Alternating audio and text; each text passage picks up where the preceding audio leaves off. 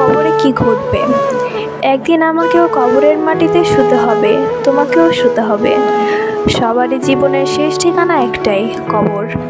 মানুষ দাফন করে চলে যাবে, কিন্তু তুমি তখন একা, সম্পূর্ণ একা।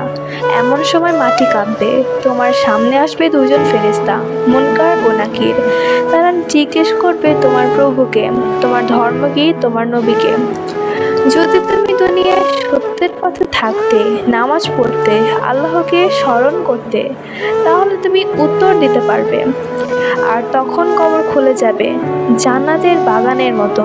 ঘুমাও, শান্তিতে ঘুমাও, এমন আদেশ আসবে আকাশ থেকে। কিন্তু যদি তুমি গাফেল হও, নামাজ না পড়ো, গুনাহে ডুবে থাকো, তোমার মুখে কোনো উত্তরই আসবে না।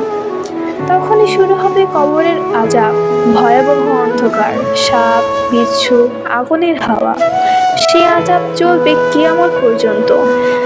তাই ভাই আমার, বোন আমার, এখনো সময় আছে, তওবা করো, নামাজে ফিরে এসো, আল্লাহর পথে ফিরে এসো।